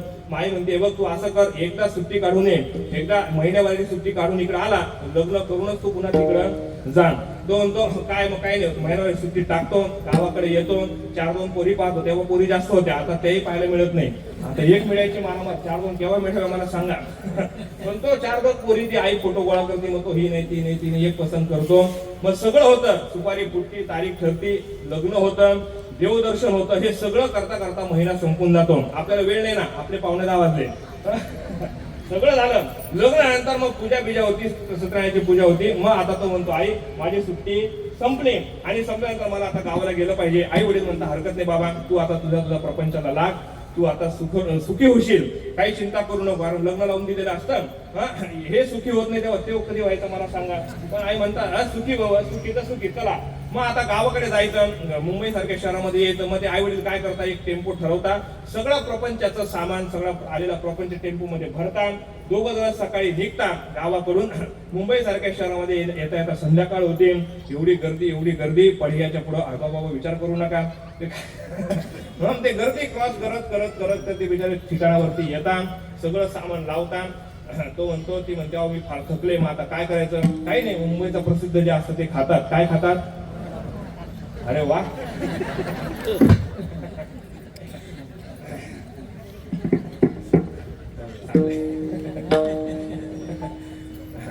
खातात बिचारे आणि झोपतात. एवढं सगळं सामान लावून कंटाळलेले असतात. दोघं जण पलंगावरती झोपतात आणि झोपल्या तो मुलगा आपल्या पत्नीला म्हणतो, का ग म्हणे, मला एक मनात कल्पना आली की आता आपण दोघेच आहोत. आता आपण किती आहोत? दोघेच आहोत. इथं आपल्याला झोपता येणं शक्य आहे, पण पुढे चालून जर आपल्याला एखादं पोरग झालं तर कुठं झोपेल? साहजिक आहे ना. तो काय म्हटला, पुढे चालून एखादा पोरग झाला तर कुठं झोपेल? ती हुशार होती, डबल ग्रॅज्युएट झाली होती. ती म्हटली, काही चिंता करू नका, थोडं पलीकडे सरका, पोराला झोपायला किती वेळ लागते? आपल्या शेजारी पोरग झोपेल ना, काय किती जागा लागते पोराला? तो म्हटला, अगं एक झोपेल, पण समजा त्याच्या पाठीवर जर अजून एक झालं तर कुठं झोपेल? तोही हुशार होता, कारण मुंबई सर्व्हिसला होता, अति हुशार. ती म्हटली, काय चिंता करता तुम्ही? जरी 2 पोरं झाले तर 2 पोरांना झोपायला किती जागा लागते? काय तुम्ही चिंता करू नका, मी सगळं ऍडजस्ट करते, तुम्ही काही चिंता करू नका. एवढ्यावर त्यांना थांबाव का नाही? तो थांबला नाही. तो म्हटला, दोघांच्या पाठीवर जर आणखी एक झालं तर कुठं झोपल? कुठं झोपल? ती म्हटली, काही चिंता करू नका, थोडं पलीकडं सरका. असं म्हणायला गेली, तो जो सरकला खाली पडला, त्याचं कंबळ जे मोडलं, दवाखान्यात नेला, मला वेळ नाही, जाऊ द्या. मला सांगा, त्याचं कंबळ जे मोडलं ते झालेल्या पोरानं मोडलं का न झालेल्या पोरानं मोडलं?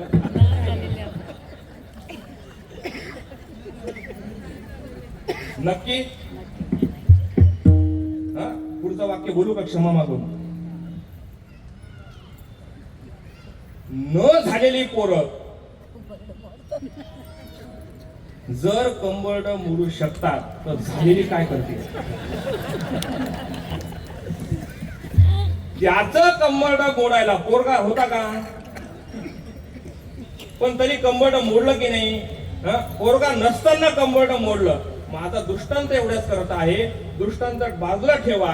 प्रपंच दुःखाला कारण नाही, मुलाच्या कल्पनेने कंबरड मोडू शकतं, तसं प्रपंच दुःखाला कारण नाही. प्रपंचाची नुसती कल्पना जरी केली तरी ती दुःखाला कारण आहे. विठ्ठल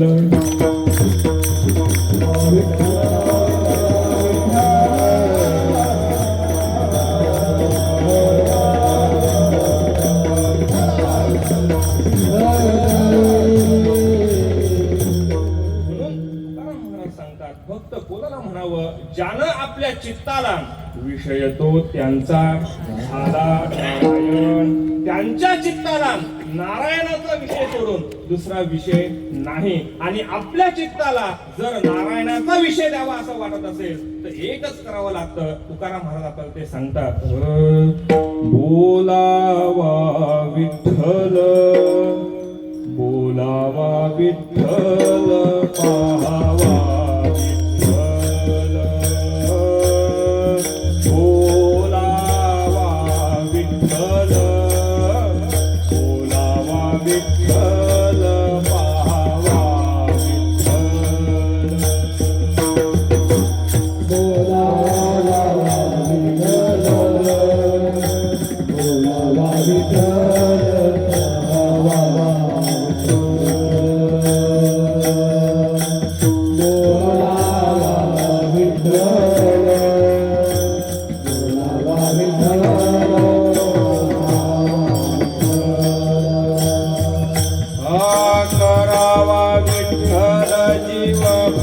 करावा विठ्ठल जीव भाव, करावा विठ्ठल जीव भाव, करावा विठ्ठल जीव भाव, करावा विठ्ठल जीव भाव.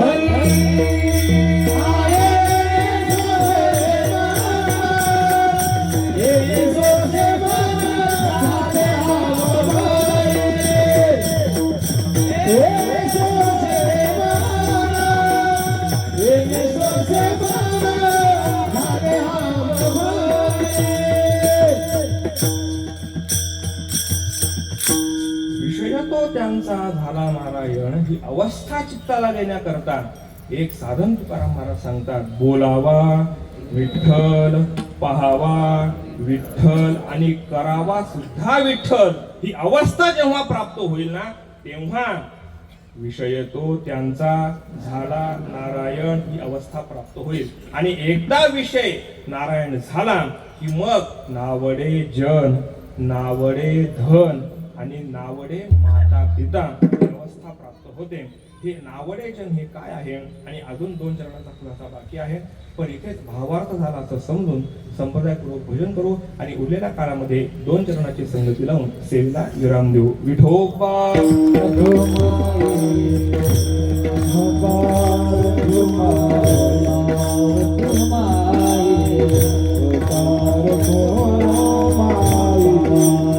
तुकाराम महाराज सांगतात भक्त कोणाला म्हणावा जो ह्याविषयी उदास आहे अनासक्त आहे त्याला भक्त म्हणावं. ज्याचे आशापाश गेलेले आहेत त्याला भक्त म्हणावं.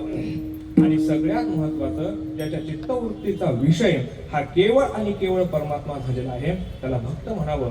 आणि ज्याच्या चित्तवृत्तीचा विषय हा केवळ आणि केवळ परमात्मा झालेला आहे अशा भक्ताला अशा साधकाला नावडे जन नावडे धन नावडे माता पिता त्याला जनही आवडत नाही त्याला धनही आवडत नाही आणि त्याला माता पिता सुद्धा आवडत नाही. पण हे केव्हा आवडत नाही जेव्हा चित्तवृत्तीचा विषय हा परमात्मा होतो तेव्हा त्याविषयी त्याला नावड निर्माण होते प्रीती संपून जाते.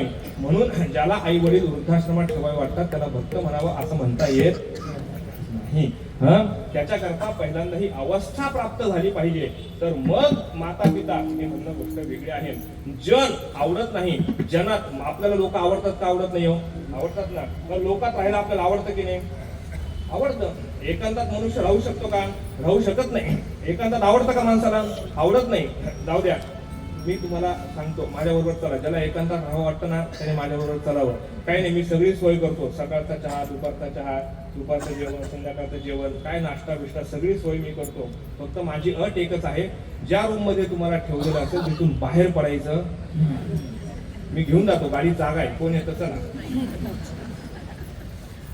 घेऊन जातो मी काही चिंता करू नका. मला तरी कुठं मला द्यायचं मी घेऊन येऊन तुम्हाला देणं मला काय चला काही नाही. फक्त अट एक आहे की रूम मधून बाहेर पडायचं नाही. बसून तुम्हाला जागेवरती सगळं जागेवर कप्पशी सुद्धा धुवायची नाही. फक्त अट एक आहे उमरा ओलांडायचा. आवडतं का आपल्याला एकांतात आपल्याला चिपीमध्ये किरीकिरीमध्ये राहायची सवय लागली. एकांत आपल्याला होत लागत नाही. माणसाला जर एकांतात येऊन सोडलं माणसाला असं वाटतं कधी एकदा जाईल वाटतं की नाही. पण जो खरा साधक असतो जो खरा भक्त असतो त्याला जन आवडत नाही. तो लोकांमध्ये राहणं पसंत करत नाही. लक्षात घ्या एकांतात राहणं त्याला आवडतं. आणि तुकाराम महाराजांनी सुद्धा साधक त्यालाच म्हटलंय की मौना साधकाची नियमावली काय पाहिजे. तुकाराम महाराज आपल्याला सांगतात काळ सारावा चिंतने एकांतवासी गंगा स्नाने.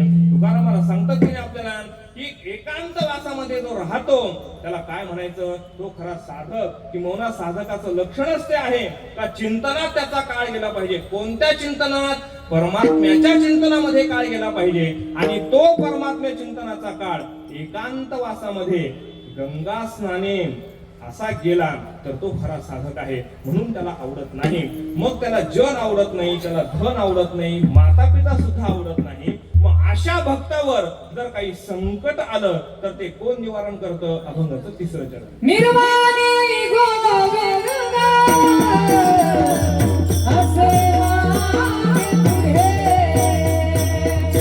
निर्वाणी गोविंद असे मागे पुढे. निर्वाणी शब्दाचा 2 प्रकारे अर्थ करता येतो.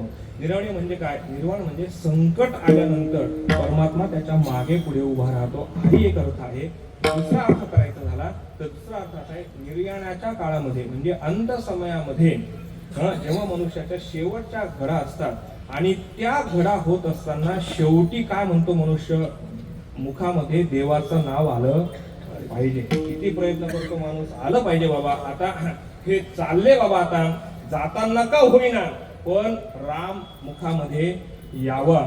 पण त्या क्षणामध्ये भगवंताचं नाव मुखामध्ये येण्याकरता जन्मभर जेव्हा मनुष्य परमार्थ करेल तेव्हा त्या काळामध्ये भगवंताचं नाव मुखाला येतं एवढं सोपं नाही. लक्षात घ्या, एवढं सोपं जर देवाचं नाव असतं तर ज्ञानेश्वर महाराज म्हणाले नसते बहुत सुकृताची जोडी म्हणून विठ्ठली आवडी.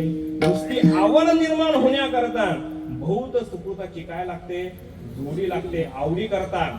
आणि पहिल्यांदा कोणत्याही गोष्टीविषयी आवड निर्माण व्हावी लागते आणि आवड निर्माण झाल्यानंतर मग त्याच्या प्राप्तीविषयी मनुष्य प्रयत्न करत असतो. हे तर मान्य आहे की नाही? जगतामध्ये अनेक पदार्थ आहेत.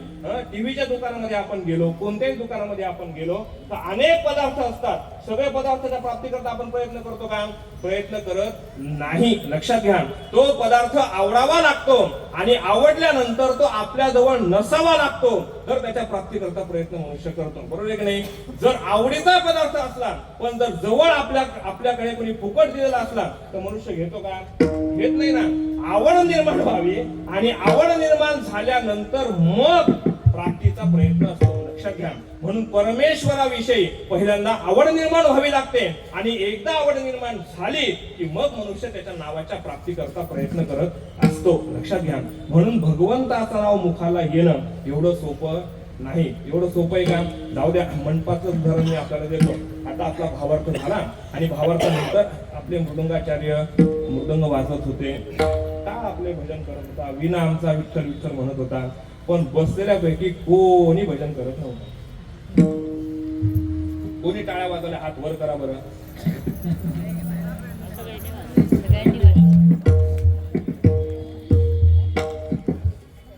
फक्त सायलेंट वरती होत्या, आवाज आला नाही.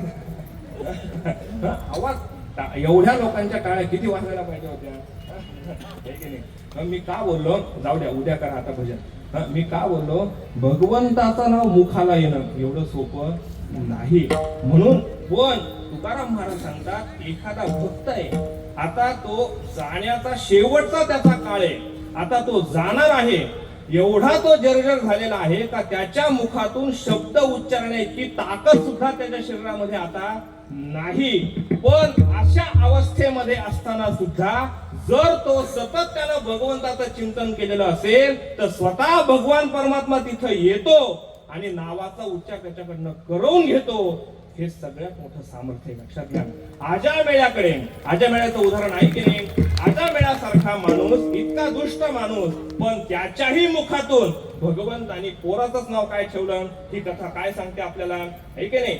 भगवान परमात्मा करून घेतो, फक्त आपली भक्ती त्या मनाची असली पाहिजे. म्हणून कोणाला भक्त म्हणावं? अशा संकट निर्याणाच्या काळामध्ये सुद्धा भगवंताचं नाम जो सोडत नाही त्याला म्हणायचं भक्त. निर्वाणी गोविंद असे मागे पुढे आणि काहीच साकडे पडू नये दे. आणि असा जर भक्त असेल ना, त्याला कोणत्याही प्रकारचं संकट परमात्मा पडू देत नाही. मागे पुढे उभा आहे सांभाळीत, आली आघात निवारावे. तो परमात्मा मागे पुढे आपल्या उभा राहतो, पण केव्हा? भक्ती त्या मनाची असली पाहिजे. आणि असा जो भक्त आहे त्याला भक्त म्हणा. आणि सगळ्यात शेवटच्या चरणामध्ये तुकाराम महाराज सांगतात, ज्याला सत्य कर्माला सहाय्य केलं तर काय फल आहे याचं ज्याला ज्ञान आहे त्याला भक्त म्हणा. अभंगात शेवट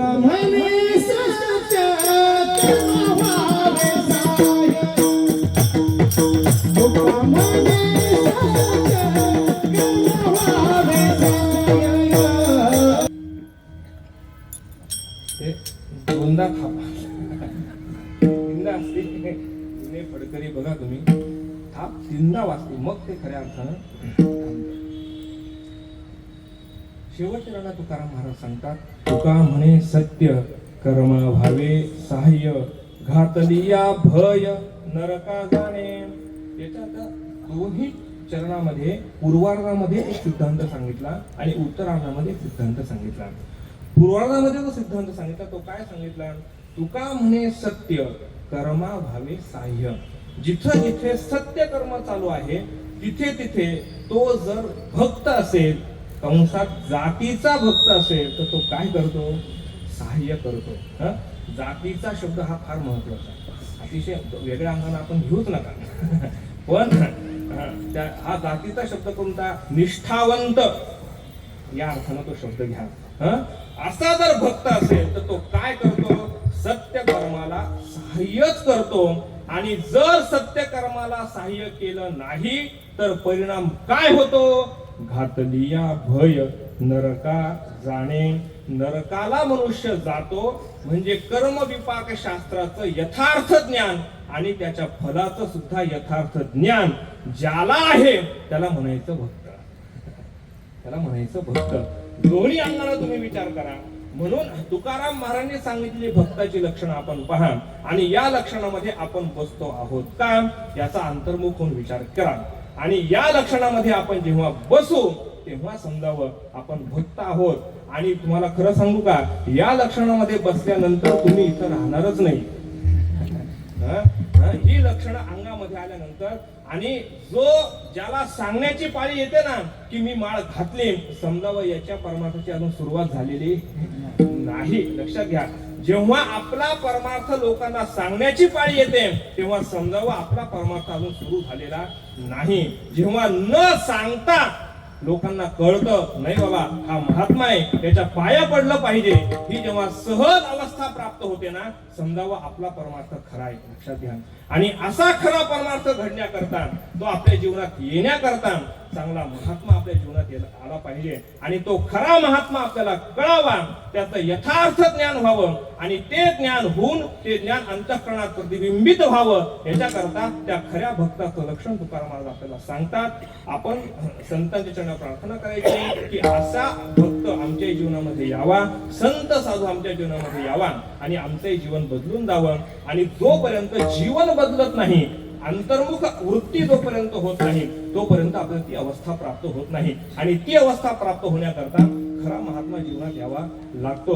मला असं वाटतं हे जे सगळं वातावरण आहे, इतका सुंदर सप्ताह हा आहे, आयोजन नियोजन अत्यंत सुंदर आहे.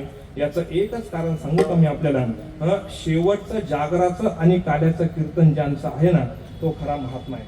लक्षात घ्या. आणि हे कशाचं आहे हे मी कोणाचंही नाव घेत नाहीये, पण जागराची सेवा आणि काल्याची सेवा ज्यांची आहे ना त्यांची इथं कथा पण झालेली आहे, बरोबर की नाही. मी याच्यातून मला आपल्याला एवढंच सांगायचं आहे, आजही या कलियुगामध्ये जर अनुष्ठान संपन्न महात्मा एखाद्या ठिकाणी जाईल तर ती जागा तो परिवर्तित करून दाखवल्याशिवाय राहणार नाही. ही त्या महात्म्याची ताकद असते. लक्षात घ्या. फक्त तो महात्मा अनुष्ठान संपन्न असला पाहिजे. परमार्थ लोकांना सांगण्यापेक्षा तो परमार्थ जीवनात उतरून जेव्हा सांगितला जातो ना तेव्हा परिवर्तन घडत असतं. लक्षात घ्या. म्हणून आजही लाखो कीर्तनकार आहेत पण प्रत्येकाच्या कीर्तनातून समाज बदलतो असं म्हणता येत नाही. का बदलत नाही? कारण परमार्थ सांगणं वेगळं आणि परमार्थ स्वतः अनुभव घेऊन सांगणं वेगळं. लक्षात घ्या. अनुभव घेणारे महात्मे अवनीतरावरती फार कमी आहेत. म्हणून प्रत्येकाला अनुभव यावा आणि आलेला अनुभव जगतासमोर मांडावा. कीर्तनातून 10 श्रोते तरी बदलल्याशिवाय राहणार नाही. लक्षात घ्या. म्हणून एखादा महात्मा काय करू शकतो? एवढं चांगलं वातावरण निर्माण करू शकतो. हे महात्म्याचं काम असतं. लक्षात घ्या. म्हणून असे महात्मे निर्माण व्हावे आणि त्यांची अखंड कृपा आपल्यावरती राहावी. ज्ञानोबा कृपा, तुकोबारायांची कृपा, अखंड संत परंपरेची कृपा आपल्यावरती राहावी आणि तुकाराम महाराजांनी सांगितलेला भक्त आपणही कधीतरी व्हावं अशी प्रार्थना करूया. झालेल्या सेवेमध्ये जे शास्त्र संवादी आहे ते गुरु परंपरेचं आहे आणि जे विसंवादी आहे ते माझे दोष आहेत. सद्गुरूच्या चरणावर बसून दुरुस्त करून घेईन. पण जे संवादी आहे त्याचा स्वीकार करून आपणही नामचिंतन करावं आणि आपण जर नामचिंतन करू, हा परमार्थ करून तर हा संप्रदाय टिकेल. आणि हिंदू धर्माला वाचवायचं असेल तर वारकरी संप्रदायाला शरण आल्याशिवाय हा हिंदू धर्म टिकू शकत नाही. हिंदू धर्माला टिकवायचं असेल तर एकच संप्रदाय आहे, तो म्हणजे वारकरी संप्रदाय. का वारकरी संप्रदाय? कारण हा संप्रदाय यांनी स्थापन केला ते काही सामान्य नव्हते. आदिनाथ गुरु सकळ सिद्धांचा मच्छिंद्र दयाचा मुख्य शिष्य ज्यांनी स्थापन हा संप्रदाय केला ते सामान्य महात्मे नव्हते. आणि ते सामान्य महात्मे नसल्यामुळे आपणही त्याची कास धरली पाहिजे. आणि ती कास जर आपण धरली तर आयुष्याच्या शेवटी का होईना आपण मोक्षाच्या द्वारापर्यंत जाऊ हे मी खात्रीनं सांगतो. कारण हा संप्रदाय कसा आहे, सकळासी येथे आहे अधिकार. सगळ्यांनी यावं आणि याचा आनंद घ्यावा, तो आनंद आपला वाढावा एवढीच प्रार्थना करतो. सर्व श्रोते मंडळी, गायक मंडळी, वादक मंडळी, आदरणीय मंडळी सर्वांच्या चरणावरती अंतःकरण नतमस्तक होतो. हे मंडळ असेल सगळ्यांच्या चरणावरती मी काही उपदेश करावा अशी माझी पात्रता खऱ्या अर्थानं नाही. पण ज्या परंपरेत माझा जन्म झाला ते भागवत महाराज की ज्यांचं बाळंतपण करण्याकरता स्वतः विठ्ठल रुक्मिणी 6 महिना आमच्या गावामध्ये राहिले देवपूरमध्ये. तेवढंच माझं पुण्य आहे, बाकी काही पुण्य नाही. त्या पुण्याच्या जोरावर इथं खरं उभा आहे. म्हणून सर्वांच्या चरणावरती अंतःपूर्व नतमस्तक होतो आणि वाणीला विराम देतो. ज्ञानेश्वर